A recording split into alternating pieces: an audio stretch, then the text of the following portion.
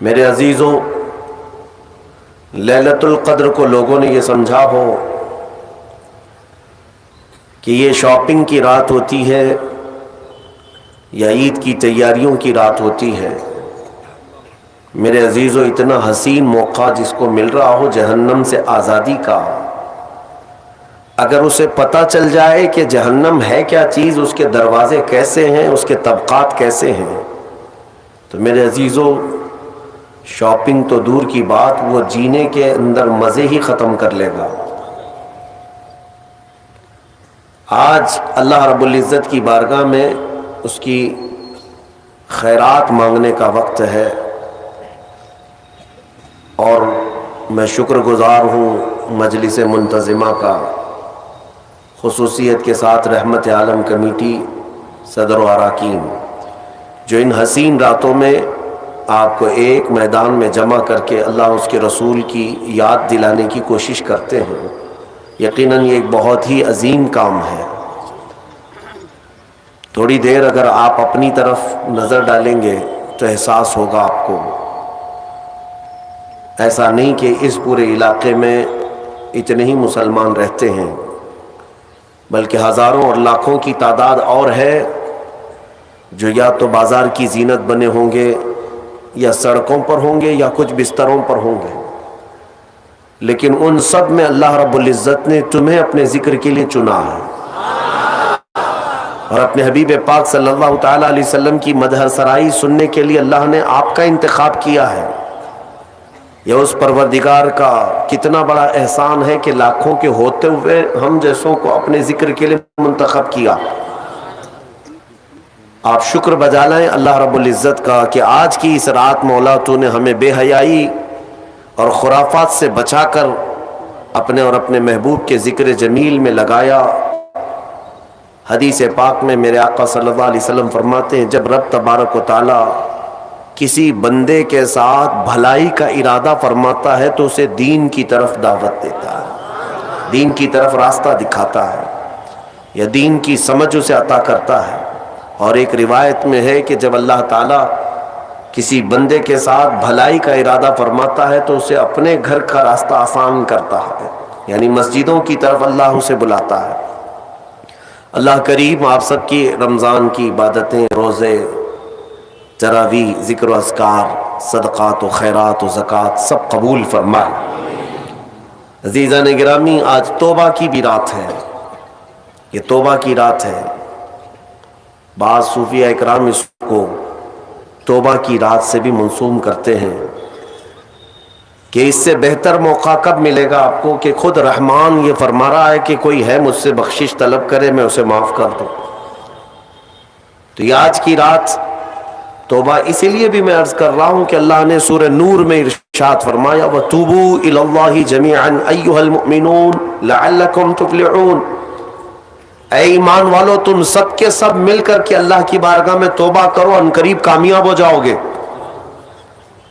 یعنی توبہ کو بھی رب ذوالجلال نے فرمایا تمہاری کامیابی کی سیڑھی ہے۔ ظاہر سی بات ہے کہ جب بہت سارے مرض جسم پر لگ جائیں تو علاج اگر نہیں کرانا چاہتے ہو، ڈاکٹر کے پاس جانا نہیں چاہتے ہو، پرہیز کرنا نہیں چاہتے ہو، تو پھر مرنے کے لیے تیار ہو جاؤ۔ بیماریاں کئی لگ گئی اور تم چاہتے بھی نہیں کہ علاج کرائیں، تو پھر مرنے کے لیے تیار ہو جاؤ۔ میرے عزیزو، آج ہزاروں بیماریاں ہمارے معاشرے میں گھر کر چکی ہیں، اور ان بیماریوں کا ایک علاج یہ بھی ہے کہ بارگاہ رب العزت میں حاضر ہو کر کے اپنے پچھلے تمام گناہوں سے توبہ کر لیں۔ اور میرا مولا فرماتا ان اللہ یحب التوابین ویحب المتطہرین، بے شک اللہ تعالیٰ توبہ کرنے والے اور پاکیزہ رہنے والوں کو پسند فرماتا ہے۔ توبہ کرنے والوں کو اللہ تبارک و تعالیٰ پسند فرماتا ہے۔ کس چیز سے توبہ کرنے والے ہیں آپ؟ کسی کو اگر ایسا لگتا ہے میرے کیا گناہ ہے، میرے عزیزو اس قدر بوجھ ہے کہ آپ اندازہ بھی نہیں کر سکتے ہیں۔ آج کی رات کسی کو غرور اور گھمنڈ بھی نہ آئے کہ میں نے رمضان کی پوری تراویح پڑھ لی ہے، پورے روزے رکھ لیے، میرا کیا ہے۔ حساب کتاب میں اگر ہم عدل کے ترازو پر تولے جائیں تو پتہ نہیں ایک ہی روزے میں پھنس جائیں۔ اس لیے اور بھی دیگر بہت ساری بیماریاں گھر کر چکی ہیں. آج کی رات توبہ کرنا ہے اے نوجوانوں. لوٹ آؤ، تمہارا رب تمہارے انتظار میں. یہ حدیث پاک کے الفاظ میں آپ کے سامنے رکھتا ہوں. میرے آقا صلی اللہ تعالی علیہ وسلم نے صحابہ سے پوچھا کہ اے میرے صحابہ بتاؤ، ایک شخص صحرا میں سفر کر رہا ہے. صحرا میں، صحرا آپ نے دیکھا نہیں ہوگا، ڈیزرٹ. ہم دیکھیں افریقہ کے صحرا اور مصر کے صحرا کو 200 کلومیٹر 300 کلومیٹر تک ایک درخت بھی نہیں نظر آتا. چاروں طرف سے میدان، آسمان ایسا لگتا ہے کہ زمین سے لگا ہوا ہے. جس طرف بھی منہ کرو راستہ تو کچھ ہے نہیں، ریت میں چلنا ہے. تو صحرا کی موت بھی مشہور ہے تاریخ میں. اگر کوئی صحرا میں بھٹک جاتا تو پیاس کی شدت سے وہ صحرا میں مر جاتے. ہزاروں کی لاشیں وہاں ریت میں پڑی رہتی ہیں، راستہ بھٹک جاتے تھے. کیونکہ وہاں کوئی راستہ بنا ہوا ہے، ڈائریکشن پتہ ہی نہیں چلتا کدھر جانا ہے. جس طرف بھی جاؤ سیدھا ہی لگتا ہے. صحرا میں ایک بندہ سفر کر رہا ہے. حضور نے مثالاً عرض کیا، ارشاد فرمایا مثال کے ساتھ. میرے آقا فرماتے ہیں وہ اپنی اونٹنی کے ساتھ، اپنے ساز و سامان کے ساتھ صحرا میں سفر کر رہا تھا. بیچ میں راستے میں تھک گیا اور سونے کے لیے ایک جگہ بیٹھا. سویا تو سو کر جب بیدار ہوا تو دیکھا اس کی اونٹنی ساز و سامان سمیت غائب ہے. پورا اس کا توشہ دان، سارا ساز و سامان اور اونٹنی کے ساتھ غائب ہے. اب سفر کرے گا کیسے؟ صحرا میں جائے گا کدھر؟ اٹھنے کے بعد بہت تلاشا، اس کا اونٹ اسے نہیں ملا، نہ اس کا ساز و سامان. بھوک بھی شدت کی، پیاس بھی شدت کی. اب سفر اس کے لیے موت کا قریب کا وقت ہے. تھک گیا میرے عزیزوں. واپس وہ تھک ہار کر کے ایک جگہ سویا، ایک جگہ سو گیا. اور جب نیند سے بیدار ہوا تو دیکھا اس کی اونٹنی ساز و سامان کے ساتھ اس کے پاس کھڑی ہے. توجہ چاہتا ہوں. اب میرے آقا صلی اللہ علیہ وسلم صحابہ سے پوچھتے ہیں، یہ مثال عربوں کو دی گئی تھی کیونکہ وہ اونٹ کے سفر کو بھی جانتے تھے اور صحرا کو بھی جانتے تھے. حضور نے پوچھا صحابہ سے، اس اونٹنی والے کو کتنی خوشی ہوگی؟ تھک ہار کر کے ساری امیدیں ختم ہو گئی تھی، پھر اچانک اس کو ساز و سامان کے ساتھ اس کی سواری مل گئی تو کتنی خوشی ہوگی؟ صحابہ نے کہا یا رسول اللہ، اس کی زندگی کی وہ سب سے بڑی خوشی ہوگی، کیونکہ اس کی کھوئی ہوئی چیز مل گئی، اس کا راستہ اب آسان ہو جائے گا، اس کے زندہ رہنے کی امیدیں جاگ گئی. نبی اکرم صلی اللہ تعالی علیہ وسلم ارشاد فرماتے ہیں بلا تشبیہ و بلا تمثیل. میرے آقا فرماتے ہیں اے میرے صحابہ، اس سے زیادہ خوشی جب بندہ گناہوں سے توبہ کر کے آتا ہے تو مولا خوش ہوتا ہے کہ میرا بندہ میرے پاس واپس آ گیا، میرا بندہ میرے پاس واپس آ گیا. اور رب تبارک و تعالیٰ فرشتوں پر رشک فرماتا ہے، جب بھٹکا ہوا کوئی واپس اپنے راستے پر آتا ہے تو رحمان خوش ہوتا ہے. میرے عزیزوں، میں نے یہ بھی پڑھا، ہمارے گناہوں کی وجہ سے، ہماری بدعمالیوں کی وجہ سے یہ پوری کائنات کی ہر چیز خفا ہوتی ہے. آپ کیا سمجھتے ہیں کہ یہ درخت تمہیں سلام کر رہے ہوتے ہیں؟ یہ زمین یا آسمان تمہیں دعائیں دے رہے ہوتے ہیں؟ یہ ہمارے گناہوں کو اپنے سامنے آنکھوں سے دیکھ کر کے اللہ کی بارگاہ میں کہتے مولا تو انہیں ہلاک کیوں نہیں کرتا؟ زمین بھی کہتی ہے کہ مولا تو حکم دے میں پھٹ جاؤں اور اندر ان کو سمو لوں. یہاں تک کہ فرمایا گیا سمندر روزانہ جلال میں آتا ہے گناہوں کی کثرت کی وجہ سے. یہ جو عیاشیاں زمین پر کرتے ہیں بندے، اللہ کی زمین ہے، سلطنت اس کی ہے، حکومت اسی کی ہے، کھاتے اسی کا ہو، پیتے اسی کا ہو، اور نافرمانی اسی کی زمین پر. تو سمندر روزانہ 2 مرتبہ جلال میں آتا ہے، غصے میں آتا ہے، اور باہر نکل کر کے آتا ہے اور کہتا ہے مولا تو مجھے حکم دے دے، اجازت دے دے، میں ایسی تباہی لاؤں گا کہ ان کے گھروں کے چھتیں اکھڑ جائیں اور ان کا نشان ختم ہو جائے. رب تبارک و تعالیٰ کا حکم ہوتا ہے سمندر تو واپس چلا جا، میں اپنے بندوں کے توبہ کا انتظار کر رہا ہوں۔ سمندر کو واپس کر دیا جاتا ہے۔ آپ دیکھیں پانی ابال کھاتا ہے، موجیں تھپیڑے مارتے ہوئے کنارے تک آتی ہیں اور پھر چلی جاتی ہیں، پھر چلی جاتی ہیں۔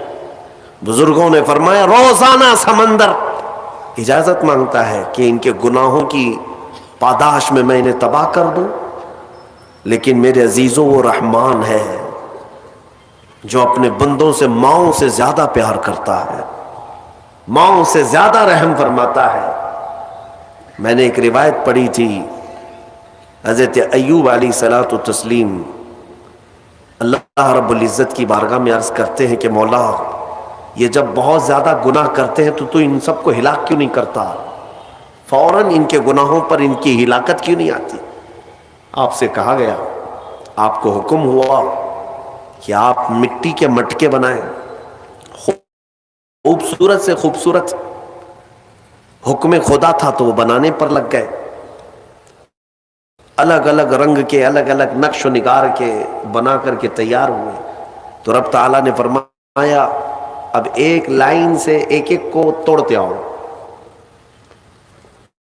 بنانے کا حکم ہوا اور اس کے بعد توڑنے کا حکم ہوا۔ جب توڑنا چاہ رہے تھے تو ان کو یاد آ رہی تھی چیزیں کہ میں نے اس کو اتنی محنت سے بنایا، اتنے نقش و نگار اس میں کیا، اس کو توڑنا ہے، اس کو توڑنا ہے۔ ان کا دل پسیج گیا کہ اپنی محنت سے ہاتھوں سے بنایا ہوا یہ مٹکا ہے، اس کو اپنے ہاتھوں سے توڑ دو۔ حکم تھا رب تعالیٰ کا۔ تو رب تبارک و تعالیٰ نے فرمایا ایوب تم نے مٹی کے مٹکے ہاتھوں سے بنائے اور توڑنے کا تمہارا دل نہیں کرتا، یہ پورے بندے میری دستے قدرت سے بنائے ہوئے ہیں۔ یہ رب تبارک و تعالیٰ کی مخلوق ہے، کیا میں ان کو ایسے ہی ہلاک کر دوں؟ میرے عزیزوں جلدی عذاب نہیں آتا، چوریاں بھی عروج پر ہوتی ہیں، زنا بھی عروج پر ہوتے ہیں، ڈکیت بھی ہوتے رہتے ہیں، لیکن پھر بھی مولا کریم مہلت پر مہلت دیتا ہے، مہلت پر مہلت۔ جلد کسی کے گناہوں کو آشکار بھی نہیں کیا جاتا۔ ہاں حضرت عمر فاروق رضی اللہ تعالیٰ عنہ کے زمانے میں ایک شخص شراب کے جرم میں پکڑا گیا، اس کو سزا کے لیے لایا گیا، تو اس نے کہا کہ حضور معاف کر دیں، میرا پہلا جرم ہے، اس کے بعد نہیں کروں گا۔ آپ نے فرمایا تو جھوٹ بولتا ہے، تو جھوٹ بولتا ہے۔ کہا کہ نہیں سچ کہہ رہا ہوں کہ پہلی بار پکڑا گیا ہوں، پہلی بار میں نے ایسا کیا ہے۔ انہوں نے کہا نہیں تو جھوٹ بولتا ہے۔ جب سختی کی گئی تو پتا چلا اس نے اس سے پہلے 10 بار کیا ہے۔ لوگوں نے پوچھا آپ اتنا یقین کے ساتھ کیسے کہہ رہے؟ امیر المومنین نے فرمایا مجھے میرے رب کی ذات پر یقین ہے، وہ پہلے گناہ پر جلدی پکڑ نہیں کرتا، چھپاتا ہے۔ مولانا روم رحمۃ اللہ تعالی علیہ فرماتے ہیں مثنوی میں، آپ کو میں بتاتا ہوں میرے عزیزو، آج پلٹنے کی رات ہے، آج واپس بارگاہ رب میں آنے کی رات ہے۔ میں نوجوانوں سے آج صرف اپیل کر سکتا ہوں چھوڑو اس لال و رنگ کی دنیا کو، اس سے ہونا کچھ نہیں ہے سوائے داغ دھبے کے۔ تم اپنی زندگی کو اگر عیاشیوں کے نظر کر دو گے کہ کچھ نہیں حاصل ہونا ہے، کچھ نہیں حاصل ہونا ہے۔ ان گناہوں کی لذت زیادہ دیر کی نہیں، بہت جلدی ایکسپائر ہو جاتی ہے، اور نیکیوں کی لذت قبر نہیں حشر میں بھی باقی رہتی ہے۔ چھوڑ دو ان زندگیوں کو اور واپس آؤ بارگاہ مولا میں۔ مولانا روم فرماتے ہیں مدینے میں ایک سارنگی رہتا تھا، سارنگی بانسری بجانے والا، اسی سے اس کی کمائی چلتی تھی، بجاتا تھا، سریلی آواز، سریلی اس سے میوزک نکلتی تھی، لوگ سنتے تھے۔ وقت گزرتا گیا، اسی کی کمائی میں چلتے رہے، لیکن ایک بات یاد رکھنا ہے نوجوانوں، وقت سب کے ساتھ ہمیشہ ویسا نہیں رہتا۔ آج جو نوجوان ہیں کل بوڑھے ہو جائیں گے۔ آج بہت سارے نوجوان یہ سمجھتے ہیں کہ مجھے کیا فرق ہے، میرے پاس طاقت ہے، قوت ہے، میرے پاس مال ہے، میں جو چاہوں کر لوں گا۔ وقت سب کے ساتھ یکساں نہیں رہتا، بہت جلدی چیزیں زائل ہو جاتی ہیں، ختم ہو جاتی ہیں۔ ہم نے ان لوگوں کو بھی دیکھا ہے جن کے بارے میں، ابھی میں زیادہ پرانی بات نہیں کر رہا ہوں، 10 سال پہلے کی بات، جن کا یہ اعلان تھا کہ اتنا مال ہے کہ ہماری 7 پشتیں کھا سکتی ہیں، لیکن اسی بندے کو میں آج دیکھتا ہوں وہ 10-10 روپے مانگتا ہے، 10-10 روپیہ آج بھی مانگتا ہے۔ کہاں گئی دولت؟ ایک حالت میں ہمیشہ انسان نہیں رہتا، بدل جایا کرتی ہیں کیفیتیں۔ وہ سارنگی جو زندگی بھر بانسری بجا بجا کر کے پیسہ کماتا تھا، 80 سال کا ہو گیا، سانس پھولنے لگی۔ اب جب سانس پھولنے لگی تو بانسری بجتی نہیں، لے ٹوٹ جاتی ہے، لوگ نہیں سنتے تھے، کہتے تھے بڑھاپے میں اس کی بانسری بجتی ہی نہیں، کیا بات اس کی باجے کو سنے۔ لوگ چھوڑ چھوڑ کر کے جانے لگے، نہ کوئی محفل گرم ہوتی، نہ کوئی اس کو پیسہ دینے والا تھا۔ اور اب تو ایسے حالت ہو گئی کہ اس بوڑھے کے 80 سال کی عمر میں پیٹ کے لالے پڑ گئے، کھانے پینے کے لیے کچھ نہیں ہے، جو کچھ بھی ملتا تھا وہ بانسری کے بجانے سے ملتا تھا۔ تھک ہار کر کے اپنی بانسری کو لے کر کے آیا جنت البقیع قبرستان، مدینہ طیبہ کا مشہور قبرستان۔ غالباً ایسی کوئی مقدس رات رہی ہوگی، یہ حضرت عمر فاروق کا زمانہ ہے۔ رات کافی ہو چکی، مدینہ سو رہا، مدینے کے لوگ سو رہے ہیں، اور وہ قبرستان میں آیا اور قبروں کو دیکھنے لگا۔ کہا عنقریب میرا بھی یہیں جانا ہے، مجھے بھی منو مٹی تلے اب دب جانا ہے، چند لمحوں کا میں مہمان ہوں، چند دنوں کا پتہ نہیں۔ اور زندگی بھر بانسری بجا بجا کر کے کھاتا رہا۔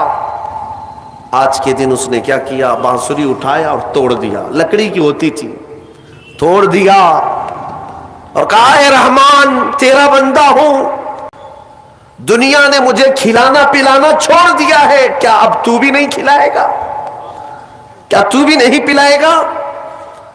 وہ پکارتا رہا اور روتا رہا، اور کہا میرے پاس اس کے علاوہ اب کوئی دروازہ باقی نہیں ہے کہ میں پلٹ کر کسی اور سے سوال کروں۔ لوگ عزت دیا کرتے تھے، بانسری والا، سارنگی والا بڑی میٹھی آواز میں بجاتا تھا۔ آج جب ایسی کیفیت آئی تو سارنگی بانسری توڑ دیا اور پکارتا پکارتا تھک ہار کر اسی قبرستان میں مٹی میں ہی سو گیا، تھک کر کے گر گیا نیچے۔ جانتے ہیں سیدنا عمر ابن خطاب رضی اللہ تعالیٰ عنہ مسجد نبوی میں رات کے وقت قرآن پڑھ رہے تھے، عبادت میں مشغول تھے۔ آپ کی آنکھیں کیا بند ہوئی، مصطفیٰ کریم صلی اللہ تعالیٰ علیہ وسلم تشریف لائے۔ کہا عمر اٹھو مسجد سے، جاؤ جنت البقیع میں میرا ایک غریب امتی بھوکا ہے، میرا ایک غریب امتی بھوکا ہے، میرے رب نے حکم دیا کہ اس کے کھانے پینے کا انتظام کرو۔ اللہ اکبر۔ حضرت عمر بیدار ہوئے کہ رسول پاک صلی اللہ علیہ وسلم حکم فرمائے اور رحمان کا حکم آیا کہ کوئی کھانے کے لیے مجبور ہے، تو حضرت عمر کہتے ہیں کہ ضرور کوئی مقدس مہمان ہے میرے مصطفیٰ کا، کوئی مقدس مہمان ہے، کوئی بڑا نیکوکار آدمی ہے جس کے لیے مولا نے حکم فرمایا، اپنے گھر سے توشہ بنوایا اور اچھی غذا بنوائی اور لے کر کے خود اپنے ہاتھ سے جنت البقیع آئے اس مہمان کو ڈھونڈنے کے لیے۔ کون مقدس مہمان ہے؟ پورے قبرستان میں کوئی نظر نہیں آیا، اور اس مٹی پر یہی بوڑھا کمزور اپنی بانسری توڑے ہوئے گرا ہوا نظر آیا۔ آپ گئے، اس کو جگایا، پوچھا کون ہو؟ وہ جھجک کر کے اٹھ گیا اور سامنے امیر المومنین کو دیکھ کر ڈر گیا کہ کہیں میری سزا کا وقت نہ آ گیا ہو، کوڑے نہ مارے جائیں مجھے۔ اٹھ گیا۔ حضرت عمر نے کہا کیا تو ہی بھوکا آدمی ہے؟ کیا تو ہی پیاسا آدمی ہے؟ کہا ہاں امیر المومنین، بھوکا اور پیاسا تو میں ہوں۔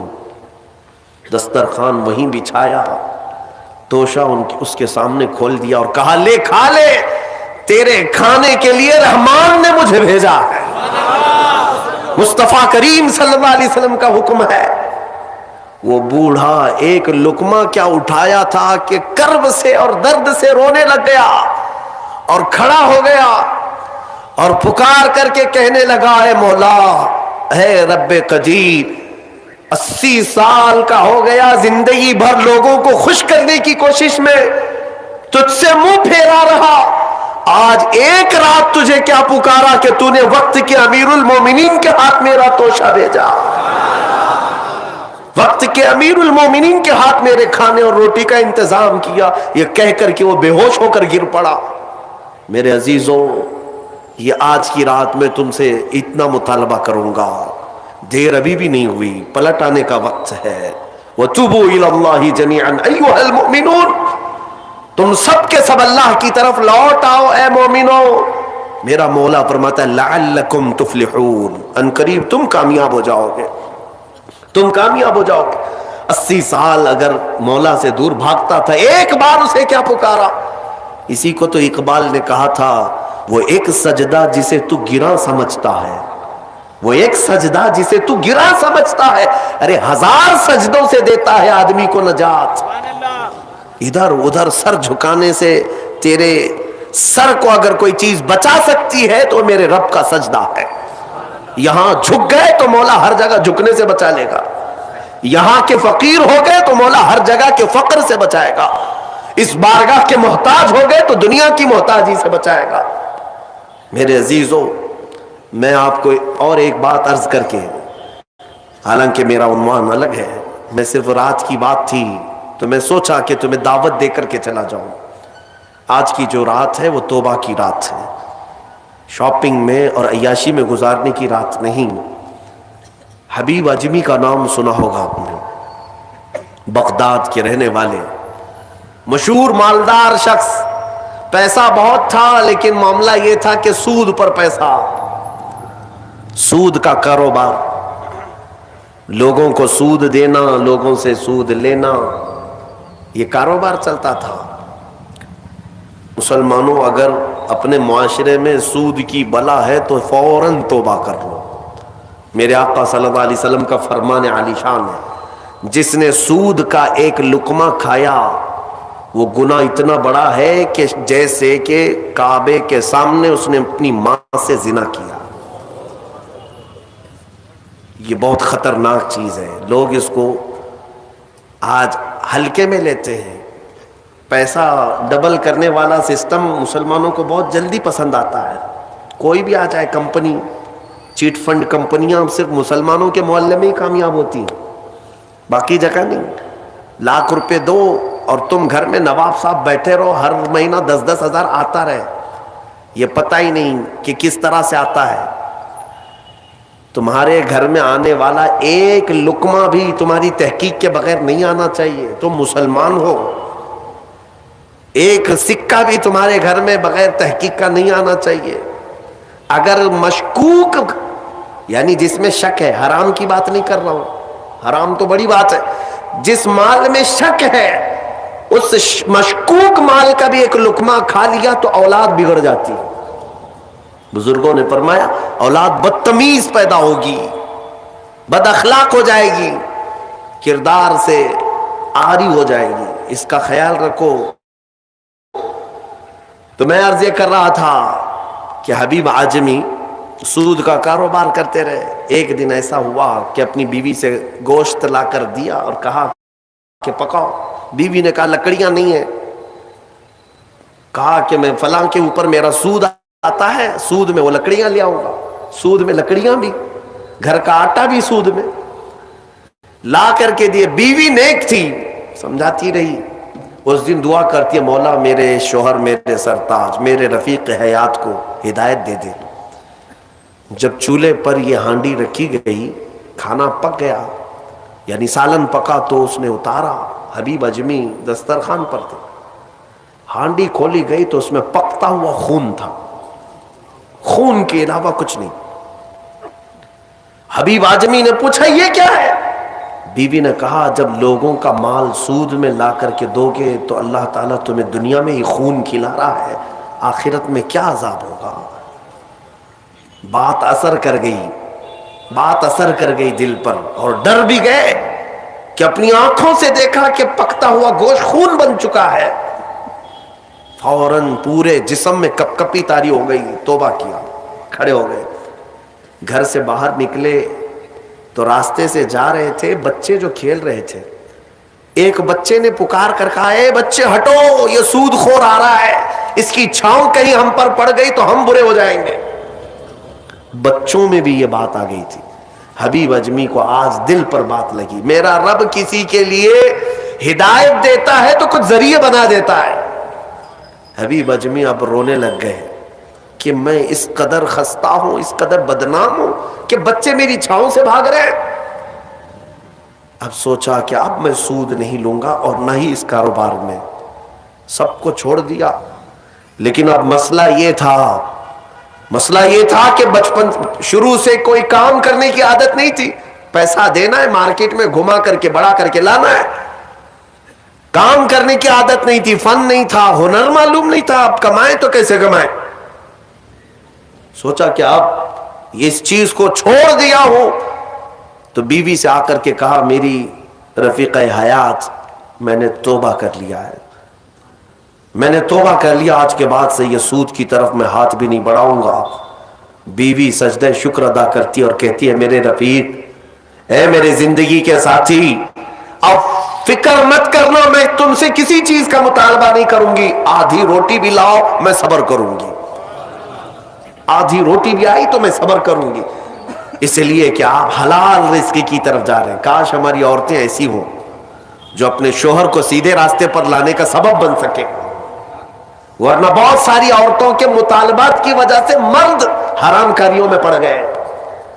تنخواہ تھوڑی سی ہے، عورت کے مطالبے زیادہ ہیں، اس کے مطالبے پورے کر نہیں پا رہا ہے تو حرام کاریوں میں مصروف۔ بہت سارے مردوں کے بگڑنے کی وجہ ان کی عورتیں بنی ہیں، اور جب پورا نہیں کر پاتے اور پیسہ بھی نہیں مل پاتا تو پھر نشے کی عادت لگ جاتی ہے، ٹینشن سے مکتی چاہیے، جو روز عورت مجھے گھر پہ جاتی پریشان کرتی ہے۔ میرے عزیزوں، وہ حبیب اجمی کی خاتون نے ان کو دلاسا دیا کہ جاؤ آپ نوکری کرو۔ نوکری کہاں کرتے، اب تک کرنے کی عادت نہیں تھی، عمر ہو گئی تھی۔ سیدھے گئے، ایک دیہات چھوٹا گاؤں تھا، اس گاؤں کی ایک مسجد تھی، مسجد کے اندر جا کر بیٹھ گئے، دن بھر بیٹھے رہے، نمازیں پوری پڑھ لی، عشاء کا وقت ہو گیا، نماز پڑھ کر کے اللہ کی بارگاہ میں رونے لگے، مولا کام کا آدمی نہیں ہو، اب تک کیا نہیں، اب میں اپنے گھر کیسے چلاؤں، تو میرے لیے کوئی انتظام فرما۔ رات کے وقت آئے، بیوی نے پوچھا کوئی نوکری ملی؟ کہاں مل گئی ہے، نوکری مل گئی ہے، بہت ہی اچھی جگہ پر ایک بادشاہ ہے، اس کے ہاں خدمت پر میں لگ گیا۔ کہا بہت اچھی بات ہے۔ دوسرے دن پھر گئے، اسی مسجد میں بیٹھے رہے، رات کو آئے، بیوی نے پوچھا کچھ اجرت ملی آج؟ جس بادشاہ کے ہاں کام کر رہے ہو تمہاری نوکری پر کچھ تنخواہ ملی؟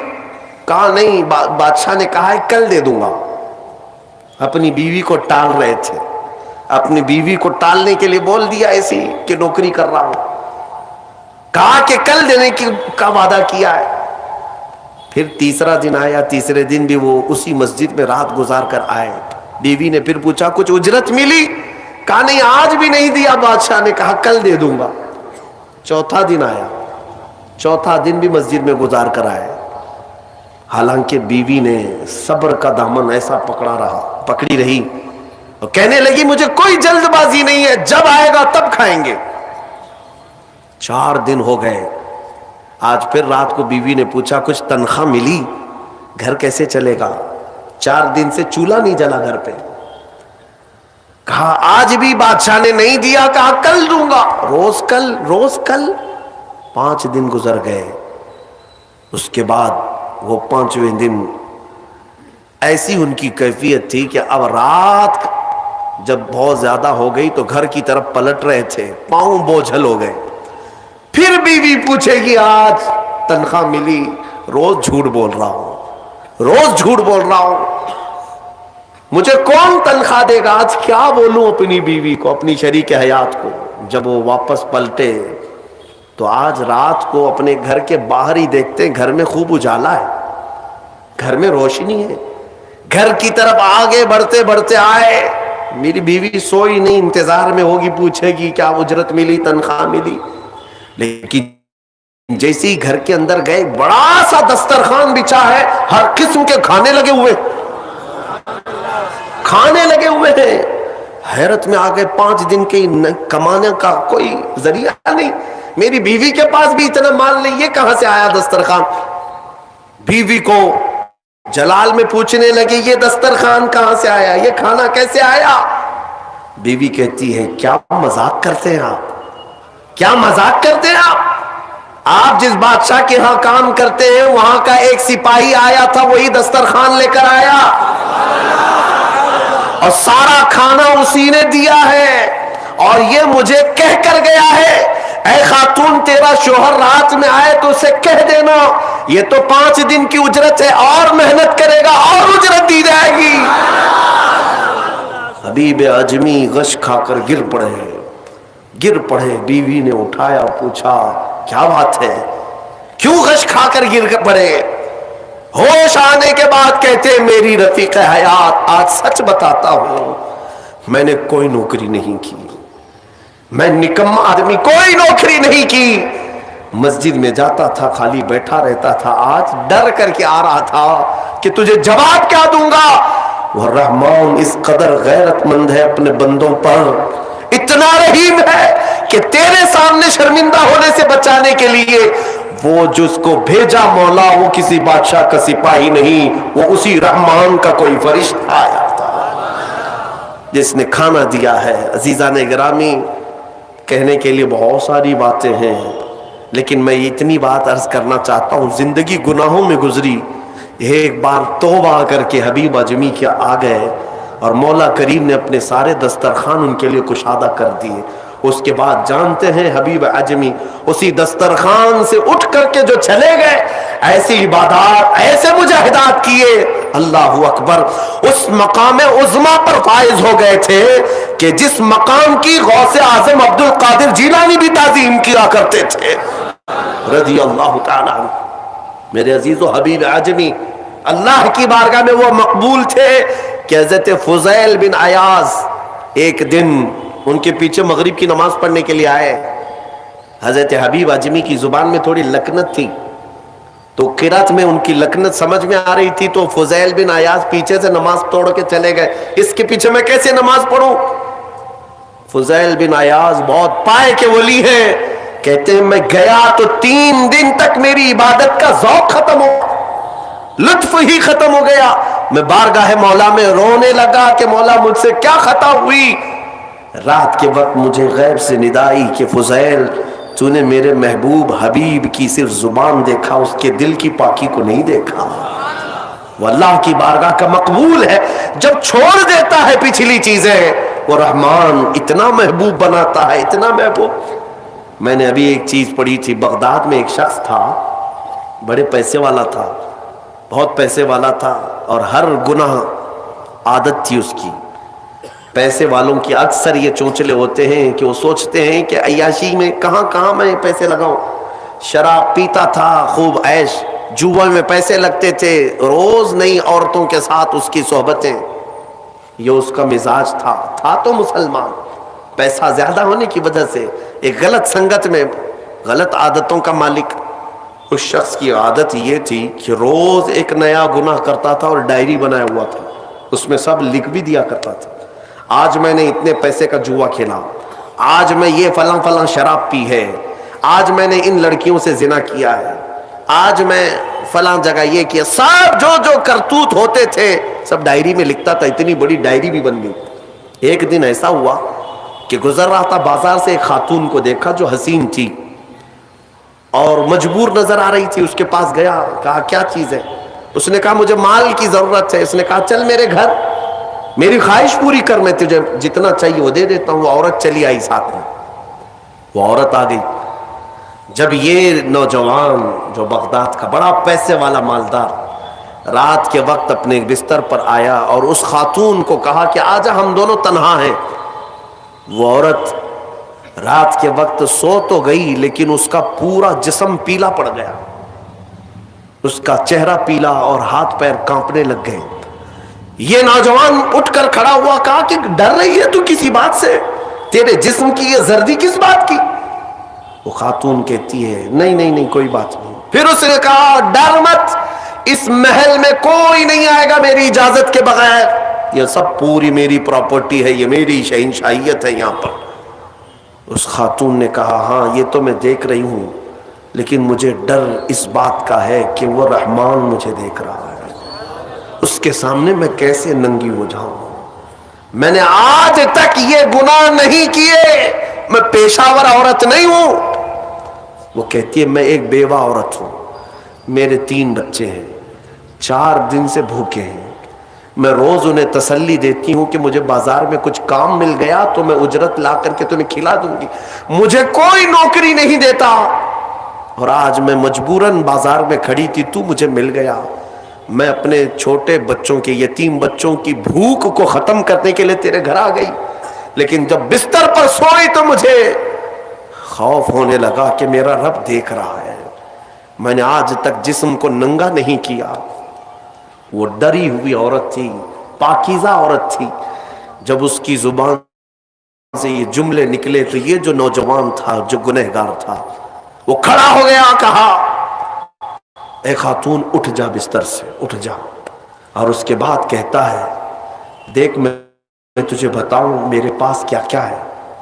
اس زمانے کی جو سواریاں تھیں، گھڑیاں تھیں، سب میرے پاس، بڑا بنگلہ، بڑی جائیدادیں، ہر طرح کے کھانے، سونے چاندی زیورات سب میرے پاس، مولا نے مجھے بہت کچھ دیا، لیکن آج تو نے مجھے دل دیا، آج تو نے میرے دل کو جھنجھوڑا، میرے پاس اتنی نعمتیں ہونے کے باوجود میں اب تک ڈرا نہیں اللہ سے، اور تیرے گھر میں کھانے کو ایک لقمہ بھی نہیں، پھر بھی تو اللہ سے ڈر رہی ہے،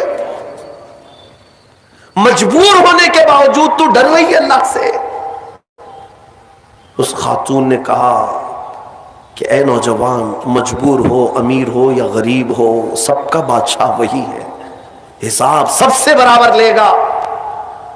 اس خاتون کو بہت سارے پیسے دے کر کے اس نوجوان نے رخصت کیا اور کہا جا تیرے بچوں کو کھلا، آج کے بعد کبھی بازار میں بھیک مت مانگنا، اور میں سمجھتا ہوں میرے گناہوں کا کفارہ ہے کہ میں تیری مدد کر دیا، تو باہر نہ آ، اور اس خاتون کو بھیج دیا۔ آج اس کو احساس ہوا اب تک کیسی زندگی گزارتا رہا، اس عورت نے مجھے جھنجھوڑ دیا ہے، جھنجھوڑ دیا ہے۔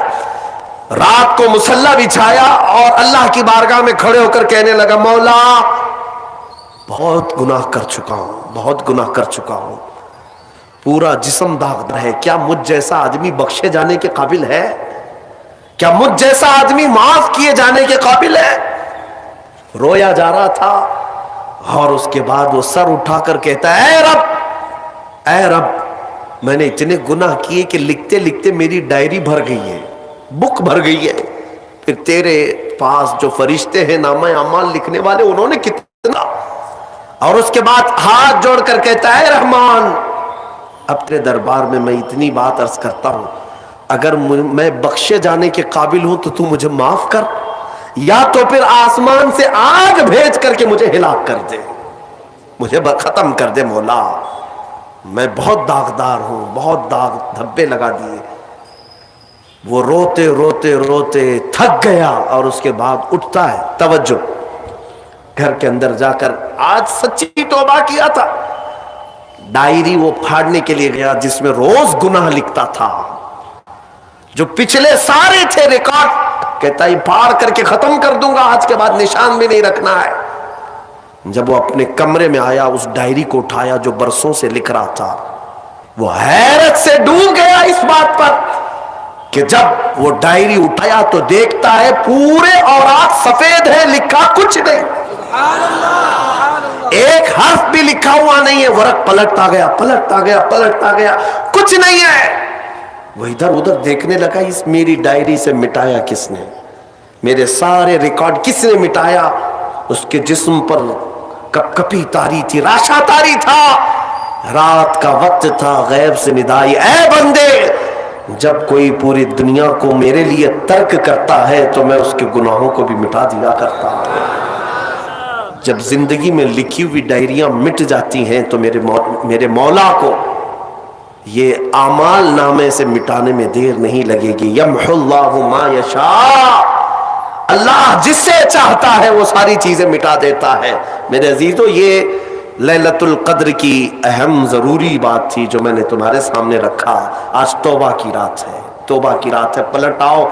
आज उम्मत जिस कर्ब के आलम में गुजर रही है, तुम्हें अंदाजा है हजारों नौजवान जेलों में आज बंद हैं हमारे, जिनका ना कोई इफ्तारी का इंतजाम न सहरी का इंतजाम। तुम तो रमजान में बाहर घूम रहे हो, रमजान की रौनकें देख रहे हो, रमजान की बहारें देख रहे हो। उम्मत मुस्तफ़ा के हजारों नौजवान आज जेल की सलाखों के पीछे हैं। हमारे कई उलमा भी अंदर बैठे हुए हैं। कभी कभार उनकी याद आती है तो हमारे लुक़मे कड़वे लगने लगते हैं, फीका लगता है खाना कि हमारे भाई बेकसूर जेलों में बंद हैं। ये किस लिए कि जालिम आज नंगा नाच नाच रहा है। ऐ नौजवानों, आफतें इस कदर हमारे सरों पर आ चुकी हैं कि अब हमारा क्या महफूज रहा इस मुल्क में। सोचो तो जरा सही, पहले ऐसा था कि दूर दराज से कोई साजिशों के जाल बुनते थे, आमने सामने कोई नहीं आते। लेकिन अब हालात ऐसे हो गए कि सामने तुम्हारे तलवारें लहराई जा रही हैं, सामने तुम्हारे चाकुएं लहराई जा रही हैं, सामने तुम्हें मार डालने की बातें की जा रही हैं, लेकिन कुछ भी यहां पर गवर्नमेंट एक्शन नहीं लेती। ऐसा लगता है कि आज मुसलमानों की वैल्यू इस मुल्क में चूंटी और मच्छरों से भी कम कर दी गई है कि कोई मार दे तो कोई पूछने वाला भी ना हो। ये सब क्या हमारे ऊपर आफतें आज नहीं है? ये सारी मुसीबतें आज नहीं है? मैं कभी कभार सोचता हूं किन किन मसाइल पर आज मैं गुफ्तगू करूं, किन किन मसाइल पर उलमा से बहस करें, मीटिंग किस बात पर ली जाए, कॉन्फ्रेंस किस बात पर ली जाए। हम सोचते हैं कि हमारे बच्चों के मामलात आज खतरनाक हो चुके, जवानों की हिफाजत पर बात की जाए, जवानों को बेदार किया जाए, इनकी गैरत को बेदार किया जाए, लेकिन फिर पता चलता है कि हमारी बच्चियों के हिजाब भी खतरे में हैं। अब हम बच्चियों के हिजाब पर आते हैं कि सोचते हैं हमारी बहनें, हमारी माएं, हमारी बेटियां, आज इनकी इज्जत और इफ्फत खतरे में है। हम इनकी बात करने ही लगते हैं कि अल्लाह रब्बुल इज्जत की तरफ पुकारने वाली अजानें भी खतरे में लगती हैं। अजानों के भी हजारों दुश्मन हैं, एक नहीं हजारों। अजान को तनकीद का निशाना, अजानों के बारे में बात की जाए, मदारिस इस्लामिया खतरे में है। मदारिस पर बात की जाए, इन मौलवियों की दाढ़ियां टोपियां खतरे में है। अगर इनकी बात की जाए, किन किन मसाइल पर मैं आज बात करूं, ऐ जवानों, ये सब बातें की जाए एक तरफ, लेकिन तुम क्या नहीं देखते, रोज सुबह उठते हैं मेरे मुस्तफा को इस मुल्क से एक नई गाली दी जाती है, मेरे मुस्तफा को इहानत का निशाना बनाया जाता है, मेरे आका सल्लल्लाहु तआला अलैहि वसल्लम को गंदी गालियां दी जाती हैं। हम करोड़ों की तादाद में आज आजमाइश के शिकार हैं, आज हम ऐसी आजमाइश में मुब्तला है। लेकिन मुझे दर्द इस बात का होता है कि फिर जिसके घर पर इतनी मुसीबतें उतरी हो, उस घर का बच्चा रात भर पबजी खेलने में मसरूफ है, उस घर का बच्चा जिसकी माओ की इज्जतें बाजार में लूटी जा रही है, ये नौजवान आज नुक्कड़ पर बैठ करके अय्याशी में मसरूफ है, और तुम्हारे घरों से धुआं उठ रहा है, और तुम कह रहे हो अभी सावन का बादल आया है। तुम समझ रहे हो कि सावन है? हमारे घर आज फूंक दिए जाने वाले हैं। बच्चों की जिंदगियां खतरे में, बच्चियों का हिजाब खतरे में, हमारी माओ की चादरें खतरे में, हमारी मस्जिदों से बरसों से गूंजने वाली अज़ानें आज खतरे में। बल्कि कभी कभार हम रास्ते से गुजरते हैं, मैं हसरत से इन मीनारों को देखता हूं जो मस्जिदों के हैं। वो मीनार पुकार रहे हैं, जवान आजा। अगर तू आज नहीं आया तो कल इन्हें भी गिरा दिया जाएगा, इन्हें भी जमीन बोस कर दिया जाएगा।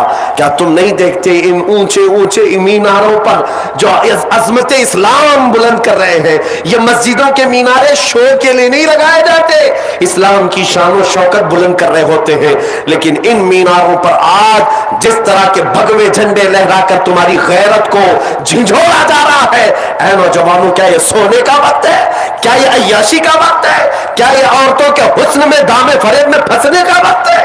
क्या ये पूरे मोबाइल इंटरनेट पर अपनी जवानी को बर्बाद करने का वक्त है? नहीं है नौजवानों, तुम्हें जवाब देना होगा। मेरे मुस्तफा करीम की गैरतमंद उम्मत हो तुम। कल क़यामत के दिन अगर तुमसे पकड़कर वो बच्चियां पूछे कि हमारे हिजाब छीने जा रहे थे, हमारे दुपट्टे खतरे में थे, ऐ जवान, तुझे अल्लाह ने ताकत दी थी, तुझे जवानी दी थी, क्या तू अपनी बहन की इज्जत के लिए आवाज तक नहीं उठा सकता था? اس وقت تمہارے پاس جواب کیا ہوگا؟ اے غیرت مند جوانو، اٹھو، نہیں تیرا نشیمن قصر سلطانی کے گنبد پر، تو شاہین ہے بسیرا کر پہاڑوں کی چٹانوں میں۔ اقبال نے بہت پہلے کہا تھا، نہ سنبھلو گے تو مٹ جاؤ گے اے ہندی مسلمانوں، تمہاری داستان تک نہ ہوگی داستانوں میں۔ آج پلٹ آنے کا دن ہے، آج واپس آنے کا دن ہے۔ آؤ اللہ رب العزت کی بارگاہ میں اپنے نبی کو گواہ بنا کر کے کہو، بہت جی لیا ان عیاشیوں میں، بہت جی لیا ان رنگینوں میں، بہت جی لیا ان رانائیوں میں، اب وقت ہے میرے مصطفیٰ کے رخ جمال جہاں آرا کو دیکھنے کا وقت ہے۔ اے جوانو آؤ، پلٹ آؤ، ابھی بھی وقت تمہارے پاس ہے، ابھی بھی وقت تمہارے پاس ہے۔ میں تمہیں صحابہ کی چند باتیں جو تحفظ ناموس رسالت کا جذبہ بیدار کرتی ہیں، دو چند باتیں عرض کر کے اپنی گفتگو کو تمہارے پاس لاتا ہوں۔ تم آج بجلیاں گرے، ابر چھا جائے، آسمان سے طوفان برس پڑے، تب بھی تمہارے کان نہیں اٹھتے۔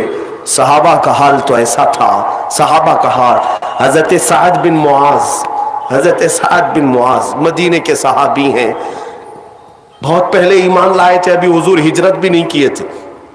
مدینے سے مکہ آ کر میرے آقا کے ہاتھ پر ہاتھ دے کر بیعت بھی کیے تھے اور ایمان بھی لائے تھے۔ مدینے چلے گئے واپس، لوگوں میں ایمان کی دولت بانٹ رہے تھے، اسلام پھیلا رہے تھے۔ لیکن وہ وقت بھی آیا جب مکہ کے ظالموں نے میرے آقا صلی اللہ علیہ وسلم کا سوشل بائیکاٹ کیا تھا، ایسا بائیکاٹ کیا تھا کہ حضور پاک کے پورے خاندان کو شعب ابی طالب، ایک گھاٹی ہے پہاڑیوں کے بیچ میں رہنا پڑا۔ کتنے دن؟ 2-3 دن نہیں، میرے مصطفیٰ نے 3 سال گزارے، 3 سال۔ مکہ والوں نے ایسا بائیکاٹ کیا تھا کہ کوئی ان سے ملنے نہیں آتا، کوئی خرید و فروخت نہیں، کوئی سامان نہیں دیتا، مسافت تک نہیں کرتا، سلام بھی نہیں کرتا، کوئی ملاقات نہیں۔ ان ایام میں میرے آقا صلی اللہ تعالیٰ علیہ وسلم پر ایسے دن آئے کہ آپ نے درختوں کے پتے کھائے، کئی دن تک پتوں پر گزارا کیا، اور سوکھے چمڑے کو پانی میں ابال کر کے کھایا کرتے تھے۔ سوکھا چمڑا، اس کے علاوہ کچھ میسر نہیں۔ مکہ والوں نے اتنی اذیتیں دی ہیں میرے مصطفیٰ، لیکن میں آپ کو کیا کہہ رہا ہوں سنو، وہ رحمت للعالمین تھے، ہر چیز کے تحمل رکھتے تھے۔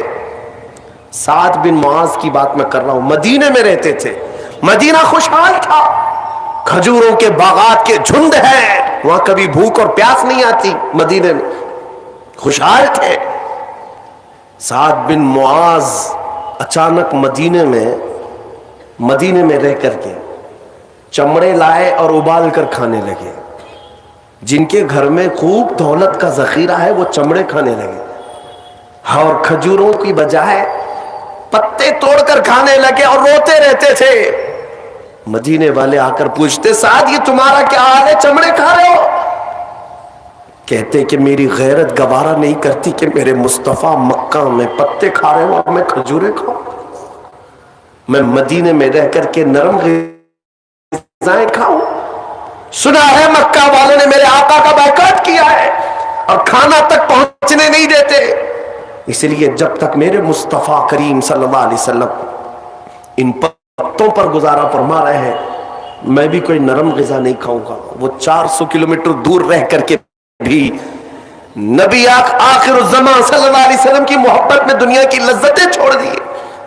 میں تم سے پوچھنا چاہتا ہوں اے نوجوانوں، آج میرے مصطفیٰ کریم صلی اللہ علیہ وسلم کو اتنی اذیت دی جا رہی ہے، کیا تم نے اپنی عیش میں کبھی کوئی کمی کی؟ کیا اپنی زندگی کے شب و روز کو بدلا؟ وہ مصطفیٰ کریم صلی اللہ تعالیٰ علیہ وسلم کو جس طرح سے آج پوری دنیا ٹارگٹ بنا رہی، نشانہ بنا رہی ہے، کبھی کبھار مجھے اس قدر کوفت ہوتی ہے دل پر کہ میرے ماں باپ کو، ہمارے ماں باپ کو کسی نے اتنی گالیاں نہیں دی، اور ہمارے کان ہیں کہ میرے مصطفیٰ کریم کے متعلق کیا کیا سن رہے ہیں۔ آج ہزاروں پوسٹیں کی جاتی ہیں۔ مجھے آج میں کھل کر کے کہتا ہوں، نہ یہ ڈپارٹمنٹ سے، نہ حکومت سے، نہ عہدیداروں سے کوئی امید نہیں، یہ کیا انصاف کریں گے؟ یہ سب اسی تھال کے چٹے بٹے ہیں، ان کی سب مرضی اور منشا سے ہوتا ہے۔ یہ میرے آقا کو پورا ملک جب نشانہ بناتا ہے ان پاکھنڈیوں کو یہ کھلا چھوڑے رہتے ہیں، آزاد گھومتے رہتے ہیں، سب اسی چھال کے چٹے بٹے. میں ان سے کوئی ایک پیسے کی امید نہیں رکھ رہا ہوں. کون سی عدالتیں آج، کون سے کورٹ، کون سے کچہری، کون سے ڈپارٹمنٹ، کون سی حکومتیں آج انصاف کر رہی؟ سب ایک طرفہ کیا جا رہا ہے میرے عزیزوں، ون سائڈ. اب جو آس ہے اس امت کو میں یہی کہنا چاہوں گا، اب تم لوگوں کے ان دیے ہوئے لالی پاپ کے انتظار میں مت رہو جو کھلونا دے کر تمہیں سلا دیا کرتے ہیں. سیاسی نیتا بڑے بڑے بھاشن کر کے تمہیں بزدل بنا کر چلے جاتے ہیں. کچھ نہیں ہونا ہے، سب ہو جائے گا. اب جو ہوگا وہ تمہارے بازوؤں کی قوت سے اللہ رب العزت کی مدد آئے گی. ہاں، گھر میں بیٹھ کر کے صرف دعا کرنے سے نہیں، تم اپنی زندگی میں تبدیلی لاؤ، چینج ہو جاؤ. میں کس بات کی طرف اشارہ کر رہا ہوں، توجہ سے سنو. جب تمہاری زندگی بدل جائے کہ میرا جینا مرنا سب نبی کے لیے ہے، پھر دیکھنا کہ میرا رب تبارک و تعالیٰ اپنے وعدے پا پکا ہے. قرآن میں کہتا ہے وَكَانَ حَقًّا عَلَيْنَا نَصْرُ الْمُؤْمِنِينَ، ہم نے اپنے اوپر لازم کر لیا ہے کہ مدد کریں گے تو ایمان والوں کی. اللہ رب العزت نبی کے غلاموں کی مدد اتارے گا. ہاں، ایک وقت وہ تھا کہ تم جس طرف سے گزرتے تھے شجر و حجر سلام کرتے. ہاں، تمہیں پتا ہے سمندر راستہ دے دیا کرتے. افریقہ کے جنگل کے درندے نبی کے غلاموں کے تلوے چھانٹتے تھے کہ مصطفیٰ کا غلام آیا ہے مدینے سے. اور کہاں آج ہماری حالت یہ ہے؟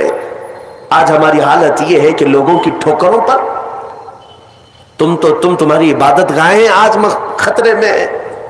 مینار، مسجد، منبر، محراب سب اب داؤ پر لگے ہیں. بلکہ آج میرا یہ جملہ سن کر کے جاؤ، یہ کہ بعد دیگرے ظلم بڑھتا جائے گا، ظلم بڑھتا جائے گا. کیوں؟ ان سب کے ذمہ دار کون لوگ ہیں؟ امام حسین کی ایک بات یاد آتی ہے، انہوں نے فرمایا تھا کہ ظالم وہی نہیں جو تلوار اٹھا کر گردن مارتا ہے، بلکہ ظالم وہ ہے جو ظلم کو دیکھ کر خاموش رہتا ہے. ظلم کو دیکھ کر خاموش. ہمارا کیا بگڑ رہا ہے؟ ہمارے ہاں تو سب سیف ہے، یہاں کچھ نہیں ہو رہا ہے. ارے وہ گجرات میں ہو رہا ہے، ارے وہ ایم پی میں ہو رہا ہے، ارے وہ یو پی میں ہو رہا ہے، ارے وہ کشمیر میں ہو رہا ہے. یاد رکھنا، پڑوس میں لگے ہوئے گھر کی آگ کی چنگاری جب اڑ کر آئے گی تمہارا گھر بھی جلائے گی، وہ آگ پھیلے گی. اسی لیے آج ان بکھری ہوئی زندگیوں میں صرف ایک میسج میرا لے لو. اقبال سے پوچھا گیا تھا ہماری بیماری کا علاج کیا ہے؟ انہوں نے کہا تھا پہلے یہ تو معلوم کر لے کہ بیماری ہے کیا، بیماری کا علاج بعد میں، یہ معلوم کر لے کہ بیماری کیا ہے. آج یہی کہتے ہیں نا، ارے نہیں ہم مسلمان پورے ایجوکیشن میں پیچھے ہیں، یہی بڑی بیماری ہے. سیاست میں ان کی نمائندگی نہیں، یہ بڑی بیماری ہے.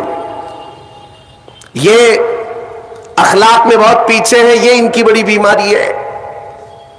ان کی قیادت نہیں ہے، یہ بڑی بیماری. بیماریاں تو لوگ الگ الگ اپنے اپنے حساب سے بتا رہے ہیں، لیکن اقبال کہتا ہے سبب کچھ اور ہے جسے تو خود سمجھتا ہے. ہاں، کچھ لوگوں کی عادت ہے کہ کینسر ہوا ہے لیکن کہتے نہیں گیس کی بیماری ہے. چھپا رہے ہو تم کینسر کو، کینسر ہوا ہے کب تک چھپاؤ گے؟ گیس کی بیماری ہے، ایسیڈیٹی ہوئی ہے اور کچھ نہیں. تو چورن کھانے سے کہاں کینسر جانے والا ہے؟ تم صرف اور صرف تسلی کے لیے کہہ رہے ہو کہ گیس کی بیماری ایسیڈیٹی ہے. حقیقت میں پہنچو. اقبال کہتا ہے سبب کچھ اور ہے جسے تو خود سمجھتا ہے. زوال بندہ مومن کا بے زری سے نہیں. مومن جو زوال پذیر ہے آج، پیسے نہ ہونے کی وجہ سے نہیں، اقتدار نہ ہونے کی وجہ سے نہیں، ایجوکیشن نہ ہونے کی وجہ سے نہیں، تمہارا زوال کا سبب کچھ اور ہے. وہ کیا ہے؟ اقبال کہتا ہے طریق مصطفیٰ کو چھوڑنا ہے وجہ بربادی. اسی سے قوم دنیا میں ہوئی ہے بے اقتدار اپنی. اب علاج کیا ہے؟ علاج کیا ہے؟ اقبال کہتا ہے علاج صرف اتنا ہے کہ محمد سے وفا تو نے، کی محمد سے وفا تو نے تو ہم تیرے ہیں. یہ جہاں چیز ہے کیا لوح و قلم تیرے ہیں.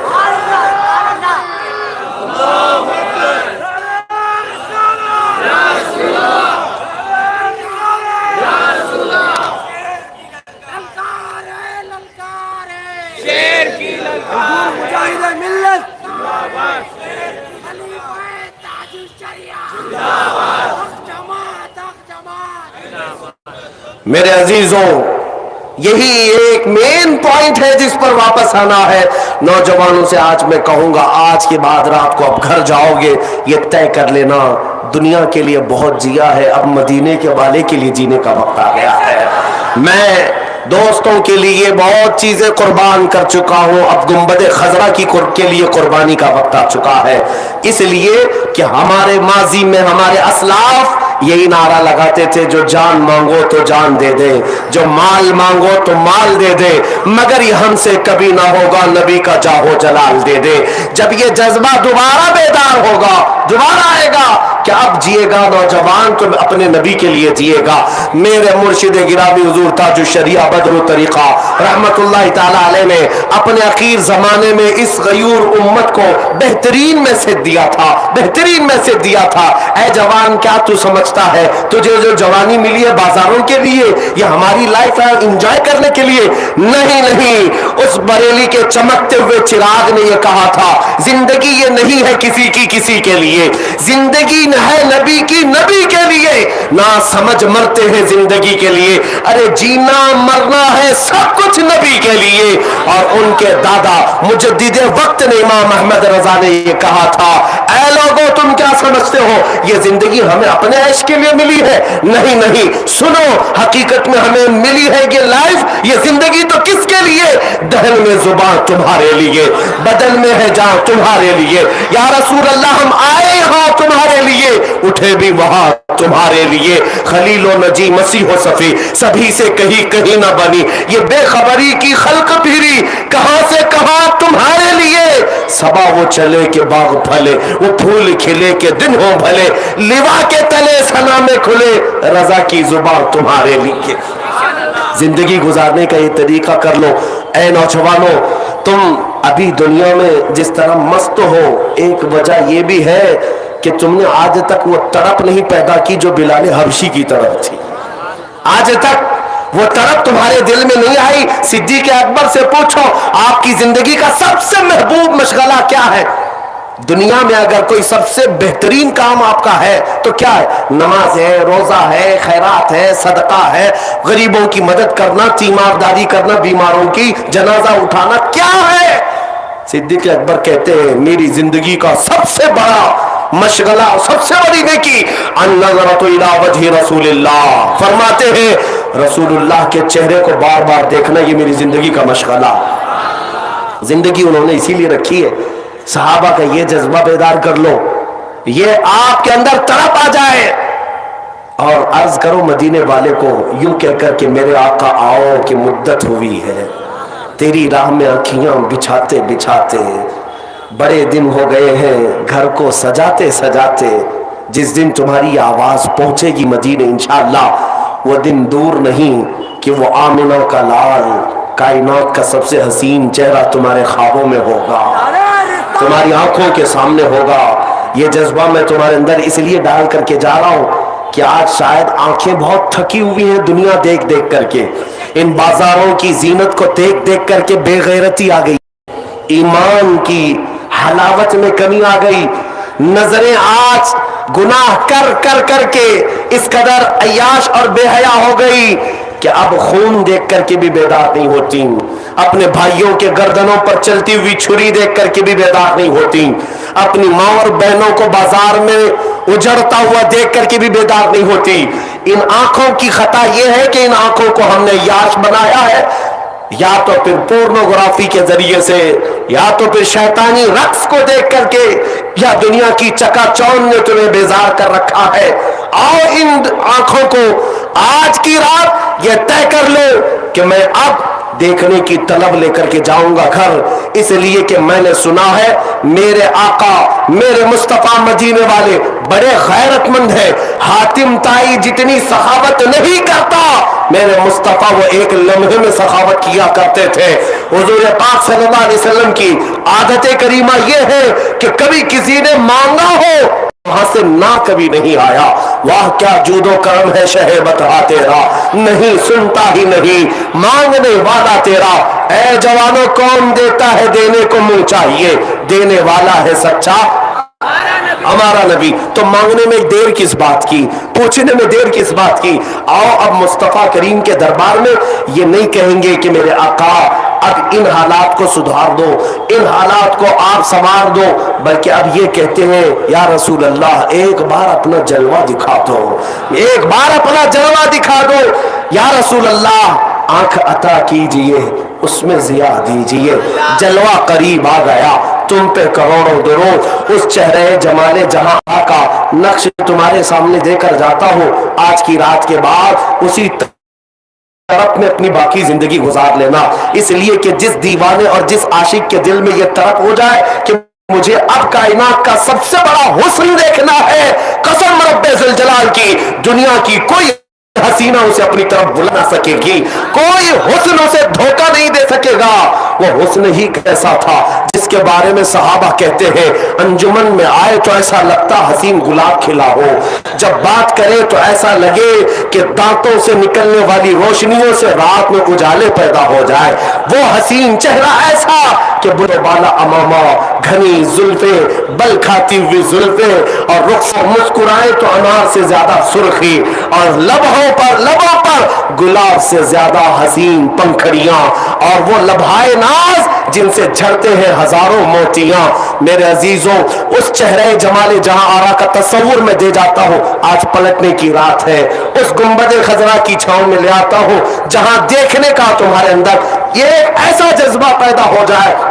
وہ کیسا حسن تھا جس کو شاعر کہتا ہے چہرہ ہے کہ انوار دو عالم کا صحیفہ, ماتھا ہے کہ وحدت کی تجلی کا ورق ہے, عارض ہے کہ والفجر کی آیات کے امی ہے, عارض ہے کہ والفجر کی آیات کے امی ہے, اور گیسو ہے کہ واللیل کے بکھرے ہوئے سائے, اور گیسو ہے کہ واللیل کے بکھرے ہوئے سائے, ابرو ہے کہ قوسین شب قدر کھلے ہیں, گردن ہے کہ برفرق زمین اوج سریا, لب صورت یاقوت شعاؤں میں دھلے ہیں, قد ہے کہ نبوت کے خد و خال کا معیار, بازو ہے کہ توحید کی عظمت کے علم ہے, سینہ ہے کہ رمز دل ہستی کا خزینہ, پلکیں ہیں کہ الفاظ رخ لوح قلم ہے, باتیں ہیں کہ توبہ کی چٹکتی ہوئی کلیاں, لہجہ ہے کہ یزداں کی زباں بول رہی ہے, خطبے ہے کہ ساون کے امڑتے ہوئے دریا, قرت ہے کہ اسرار جہاں کھول رہی ہے, یہ دان شیراز شبنم کے تراشے, یاقوت کی وادی میں دبکتے ہوئے ہیرے, یہ موج تبسم ہے کہ رنگوں کی دھنک ہے, یہ موج تبسم ہے کہ رنگوں کی دھنک ہے, یا ٹھہرا ہوا موسم ہے یہ قدرت کا عجیبہ ہے. عزیزان گرامی اس مصطفیٰ کریم کے حسن کا عکس کوئی آج تک نہ لا سکا ہے نہ لائے گا. وَأَحْسَنُ مِنْكَ لَمْ تَرَ قَطُّ عَيْنِي وَأَجْمَلُ مِنْكَ لَمْ تَلِدِ النِّسَاءُ خُلِقْتَ مُبَرَّأً مِنْ كُلِّ عَيْبٍ كَأَنَّكَ قَدْ خُلِقْتَ كَمَا تَشَاءُ. اس مصطفیٰ کریم صلی اللہ علیہ وسلم کے دربار میں آج واپس آنے کا وقت ہے. مجھے امید ہو گئی ہے کہ آج کے بعد ہمارا جوان گناہوں سے توبہ کرے گا اور یہ عزم کرے گا جیوں گا میرے مصطفیٰ کی رضا کے لیے, جیوں گا میرے مصطفیٰ کی. آج یہ عہد کرتے ہیں آپ. یہ درد ملک شام کا درد بھی ہمیں ستا رہا ہے, یمن کا بھی, عراق کا بھی, افغان کا بھی, جہاں کے بچے بھوکوں مر رہے ہیں, علاج کی کمی کی وجہ سے ریگستانوں میں مر جاتے ہیں. ایک بچے کو گوشت کی ایک بوٹی دی جائے تو ایسے لپکتے ہیں میرے عزیزوں جیسا لگتا ہے سالوں سے کھایا نہیں ہے. یہ میرے مصطفیٰ کی امت کے آج حالات ہے, اور میرا ملک آج کس کرب سے گزر رہا ہے وہ بھی بتانے کی ضرورت نہیں. انشاءاللہ العزیز کسی اور موقع پر میں عرض کروں گا. اور ان ظالم درندوں کو میں یہاں سے کہتا ہوں جو میری ہر بات ریکارڈ کرتے ہیں, کرو جتنا ظلم کرنے کی طاقت ہے تمہارے پاس. اس لیے کہ تمہاری طاقت نہ فرعون کے برابر ہے، نہ شداد کے برابر ہے، نہ قارون کے برابر ہے، نہ حامان کے برابر ہے۔ اور کتنا ظلم کر سکتے ہو، ہماری گردنوں پر تم کرسی ہی بچھا سکتے ہو۔ انتظار کرنا میرے رب ذوالجلال کی طرف سے، جب وہ لاٹھی چلے گی تو بڑی بے آواز چلے گی۔ یہ تم نے آج جن اذانوں کے متعلق آواز اٹھائی ہے، کل تمہارے کانوں پر بھی یہی آواز گونجے گی انشاءاللہ العزیز۔ میرا یہ وجدان کہتا ہے کہ نہ کبھی کل جھکے تھے نہ آج جھکیں گے، ہم جھکتے ہیں تو صرف پروردگار عالم کی بارگاہ، ہماری پیشانی خم ہوتی ہے میرے مصطفیٰ کی بارگاہ میں۔ تم کیا کیا چھینو گے؟ ہماری روٹیاں، ہمارے دانے، ہمارے کپڑے، ہمارے چہرے، کیا کیا کر سکتے ہو۔ لیکن ایک بات یاد رکھنا، وقت کا چنگیز بھی آیا، وقت کا ہلاکو بھی آیا۔ اسلام کا پودا کل بھی لہلہا رہا تھا، آج بھی لہلہا رہا ہے، اور صبح قیامت تک اس کی روشنی برقرار رہے گی۔ تم سب کے نشان مٹ جائیں گے، تم چنگیزوں کی طرح غائب ہو جاؤ گے، اور باقی اگر اس زمین پر کچھ رہے گا تو میرے مصطفیٰ کا نعرہ باقی رہے گا، رہے گا یوں ہی ان کا چرچا رہے گا، رہے گا یوں ہی ان کا چرچا رہے گا۔ پڑے خاک ہو جائیں جل جانے والے، مٹ گئے مٹتے ہیں مٹ جائیں گے عدا تیرے، نہ مٹا ہے نہ مٹے گا کبھی چرچا تیرا یا رسول اللہ۔ تو گھٹائے سے کسی کے نہ گھٹا ہے نہ گھٹے گا، جب بڑھائے تجھے اللہ تعالیٰ تیرا۔ بس اخیر میں اتنا کہوں گا، اے رب ذوالجلال بس اتنی زندگی دے دے، ان کتوں کی موت ہم دیکھ سکے، ان ظالموں کو منہ رگڑتے ہوئے زمین پر ہم دیکھ سکے، جنہوں نے ظلم کی داستانیں لکھنی شروع کی ہے۔ اے رب قدیر اب ہماری جماعت میں بازوئے خالد پیدا فرما دے، اب ہماری جماعت میں صلاح الدین کو دوبارہ زندہ کر دے۔ مولا کریم ہمیں شجاعت فاروقی عطا کر، اور مولا آج لیلۃ القدر میں تجھ سے بھیک مانگتا ہوں، کسی ماں کی گود میں حیدر کرار کا نائب پیدا فرما دے۔ اے رب ذوالجلال تیرے حبیب پاک کی امت کو اس قسم پرسیو سے آزاد کرائے، اور اس کی قیادت میں مولا ہم پرچم اسلام لہرائے، اور پھر اپنا تان کر اس زمین پر پکارے تو یہ پکارے لبیک یا رسول اللہ، لبیک یا رسول اللہ، لبیک یا رسول اللہ۔ وآخر دعوانا الحمدللہ رب العالمین۔